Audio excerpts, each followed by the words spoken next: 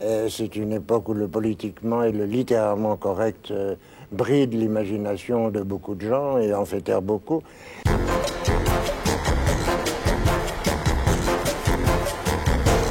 Michel Déon, bonsoir. Bonsoir. Heureux de vous voir. Donc, vous publiez, donc je le montre à la caméra, comme on fait à la télé, hein, Madame Rose, chez Albin Michel.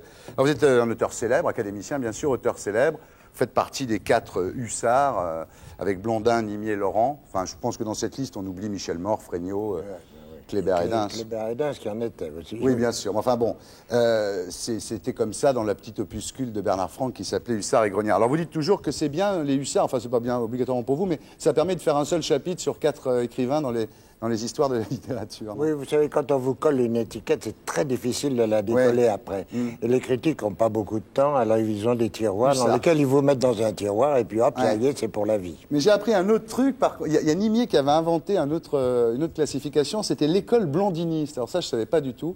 Vous faites partie de l'école blondiniste. Oui, oh ben alors un petit peu tout le monde, si on s'amuse avec les mots. Voilà, le bon plaisir en littérature, voilà, il disait. Le plaisir. Oui. Voilà, c'est le plaisir.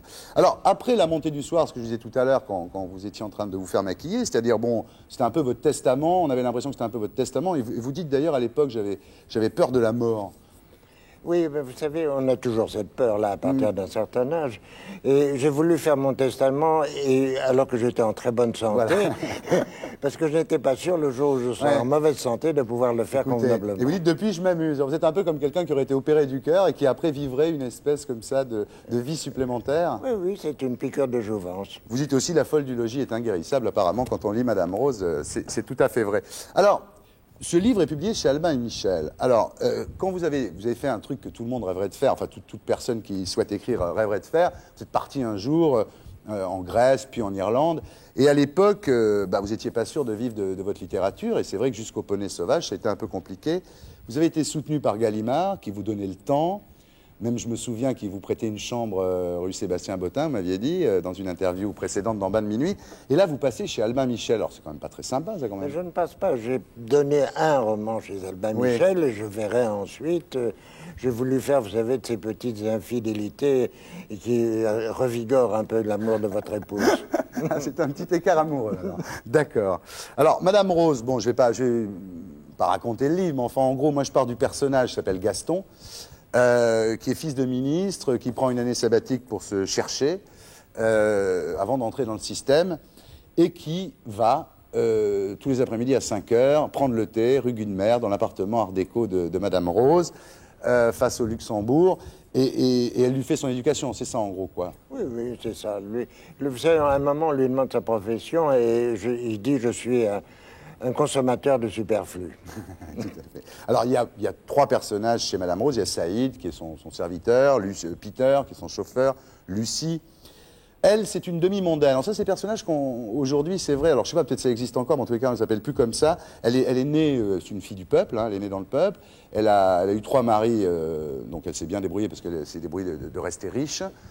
Et pas mal d'amants. Elle aime bien la bagatelle. Alors comment on pourrait aujourd'hui, comment on pourrait expliquer ce type de personnage? C'est une espèce qui a complètement disparu. Les demi-mondaines ont été ruinées par les mondaines, les femmes du monde, qui ont pris leur place, leur rôle et qui jouent exactement comme elle.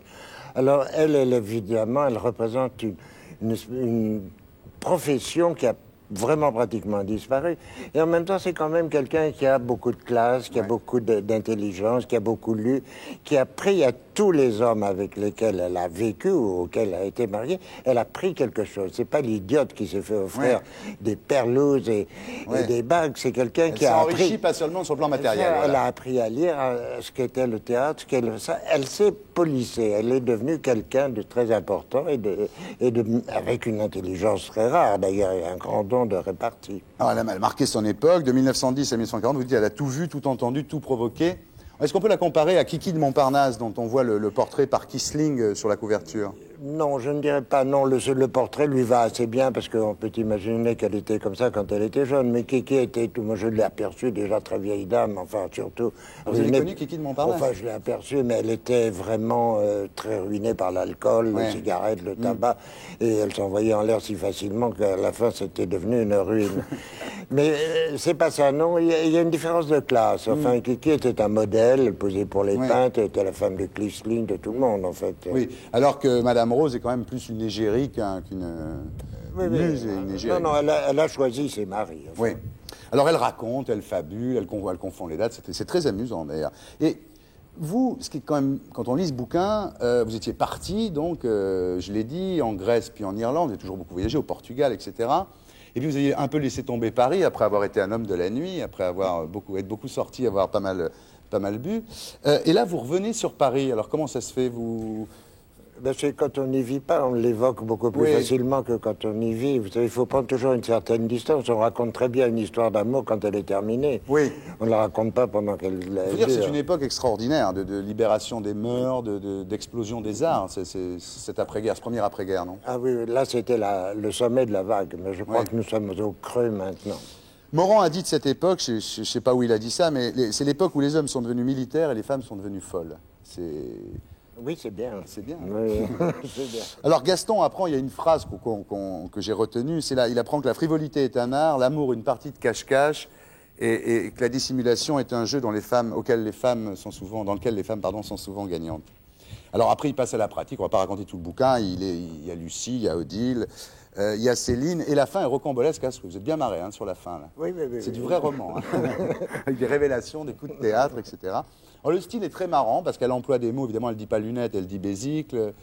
Elle dit son mécanicien pour son chauffeur, son praticien pour son médecin. Elle appelle ça le petit praticien alors que c'est un grand professeur, mais enfin c'est le mot qu'elle a entendu dans sa jeunesse. Alors Michel Déon, page 159, vous dites, il y a un auteur dont je ne me souviens pas le nom, qui au questionnaire de Proust, lorsqu'on lui demandait quelle était sa qualité préférée chez la femme, répondait de jolies jambes. C'est vous, hein, je tiens à vous dire cet auteur. Parce que j'ai retrouvé l'article en 1970 où vous répondiez ça à un questionnaire de Proust. Mais c'est assez élégant de dire un auteur dont je ne me souviens pas le nom. Alors, il y avait dans ce même papier, dans ce même questionnaire de Proust, à l'époque, donc il y a très longtemps, 170, on vous demandait quelle était votre devise et vous disiez « les carottes sont cuites ». Apparemment, vous n'avez pas changé d'avis sur... Non, je trouve même qu'elles sont de la purée maintenant. Ah oui, elles sont carbonisées, les carottes. Vous comparez volontiers l'Occident au Titanic? Oui, c'est une image, c'est pas il s'enfonce, quoi, tout simplement. Ouais. Oui. Vous avez un regret un peu vous avez un sentiment de nevermore par rapport à toute cette époque d'avant-guerre, en fait. Oui, mais je ne voudrais pas paraître un nostalgique de l'avant-guerre. Je trouve qu'il y a des choses très intéressantes aujourd'hui. Elles sont encore informulées, elles se bousculent. Il y en a trop, et trop à la fois et pas assez. Et je ne crois pas que notre époque marquera bien, d'abord parce qu'elle est affectée de censure, d'interdits. C'est une époque où le politiquement et le littéralement correct bride l'imagination de beaucoup de gens et en fait taire beaucoup. Et j'attends une explosion. Quelque chose doit se passer, je ne sais pas quoi. Est-ce qu'on pourrait pas dire un peu, je ne sais pas qui a dit au moment de la Restauration, en parlant de l'Ancien Régime, ceux qui n'ont pas connu l'Ancien Régime ne peuvent pas savoir ce qu'était la douceur de vivre. C'est Stendhal qui a dit ça, non? Je ne pense pas que ce soit Stendhal, Hugo ou Chateaubriand. Je me suis posé la question, j'en sais rien. Oui, je pense que ce serait plutôt Chateaubriand. Plutôt Chateaubriand. Oui, alors vous partez en guerre, n'exagérons rien, mais enfin vous vous élevez contre ce qu'on appelle le nouvel ordre moral. Vous dites, dès qu'on sort du lieu commun, on passe à la trappe, quoi. Ah oui, c'est très net. Mais enfin, il y a beaucoup de gens qui sortent du lieu commun. Je crois que vous en êtes un des adeptes, oui. C'est gentil, ça m'a coûté cher, remarquez. Oui, je ne suis pas passé à la trappe, mais je ne suis pas passé loin. Vous dites, dans une interview récente au Figaro littéraire, vous disiez que l'antiracisme est devenu une nouvelle forme de racisme. Est-ce que vous pouvez expliquer cette phrase? Bien, écoutez, j'étais à Paris quand j'ai vu défiler sur le boulevard du Montparnasse des gens avec des pancartes... non au FLN, non au racisme, tout ça. Et j'ai regardé leur tête, non à la haine, c'était ça, la première pancarte. Et j'ai regardé la tête de celui qui portait la pancarte. C'était la tête la plus haineuse que j'ai jamais vue de ma vie. Oui, vous dites on ne peut même pas remettre en cause l'histoire officielle, sinon ça se termine devant les tribunaux. C'est-à-dire, est-ce que vous voulez dire que vous êtes contre la loi Guesso, par exemple? La loi Guesso, j'en connais pas exactement les limites. Je crois qu'elle n'a jamais été véritablement appliquée, sauf dans quelques tribunaux. Non, je crois que oui, c'est bien d'arrêter ça. Mais alors, je voudrais que ce soit la même chose quand on attaque les catholiques, par exemple. Mais ça commence, hein, vous avez vu. Il y a des associations catholiques qui ont fait interdire, par exemple, une campagne de publicité qui reprenait la scène. Oui, mais alors écoutez, dernièrement, j'ai vu dans un journal, dans les kiosques, que le pape avait 2 femmes, n'importe quoi. Oui, non, mais ça, c'est un journal. Je sais que c'est une blague. Un journal satirique, bon, ça, mais oui. il n'aurait pas osé faire ça avec le grand imam ou le grand rabbin. Sûrement pas. Vous en avez après Chirac aussi, hein. Vous dites que Gribouille Ier règne à l'Élysée. Alors, en fait, Gribouille, parce qu'il a dissous l'Assemblée pour pas se mouiller, c'est ça? Ben voilà, oui. Oui, pour pas perdre les élections. Il est tombé dans le bain, oui, Oui. oui. Vous dites que c'est le champion du lieu commun et du parler pour rien dire. Donc vous êtes d'accord avec les Guignols là-dessus? Ah ben complètement. Ben, ça, écoutez, je suis d'accord avec les 50 millions de Français, non? Oui. Vous dites la grande campagne de crétinisation est en route et quand on aura crétinisé tout le monde, ce sera plus facile pour les gouvernements de diriger les gouvernés. Oui, c'est-à-dire en même temps, ils pourront élire des crétins plutôt de préférence. Enfin, c'est déjà pas mal. Alors, dans votre jeunesse, vous dites, j'ai combattu, j'étais un grand combattant des causes perdues, jusqu'à ce que vous partiez pour les îles, en fait, en vous disant un peu, bon, ben voilà, il n'y a aucune raison de se battre pour ce pays. Vous avez été... C'est pas vraiment du tout pour des raisons politiques. C'est parce que j'aime la littérature et j'ai été intéressé par la littérature portugaise. Je suis allé m'installer au Portugal pendant 2 ans. Ensuite, j'avais très envie de connaître la Grèce parce que j'ai fait des études gréco-latines et puis de connaître l'atmosphère de la Grèce. C'est notre l'Irlande à cause de Joyce. C'est notre mère à tous. Ensuite, j'étais fasciné par le théâtre irlandais, par Joyce, par Yeats, par tous ces poètes irlandais. Et j'ai voulu aller vivre dans les pays où ils avaient... créé, et pas tous vécu, parce que beaucoup en étaient sortis. Et l'Irlande est resté mon dernier choix, parce que c'est un pays admirable, qui prouve actuellement par sa création, par sa force de création extraordinaire, par le cinéma, le roman, la poésie, le théâtre, que c'est probablement un des premiers pays du monde. Alors au retour, si on peut dire, parce que vous veniez souvent à Paris, mais enfin là maintenant, vous trouvez que ça va toujours aussi mal, quoi, en fait. C'est-à-dire que votre exil volontaire, finalement, n'enlève rien à votre souffrance. Quand non, ça me fait plutôt un peu sourire. Et puis, vous savez, je viens parce que je suis à l'académie, alors je viens quand même assister.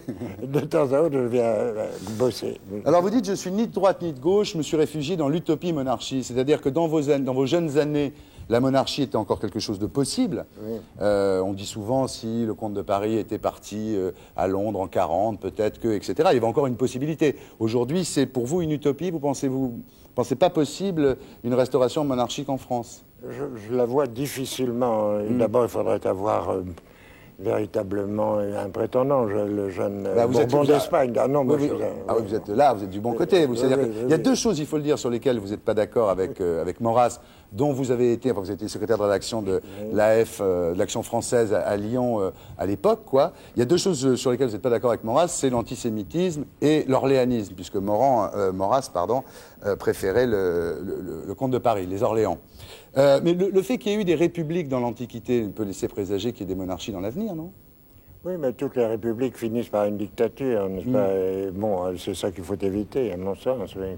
La révolution de 89 a fini par une dictature. 15 ans de Napoléon, c'était pas mal. Pas mal. Je vous remercie beaucoup. Écoutez, voilà, vous voyez qu'un quart d'heure, c'est rapide. Et pour être sûr de ne rien rater de Inarditube, abonnez-vous et mettez un pouce bleu.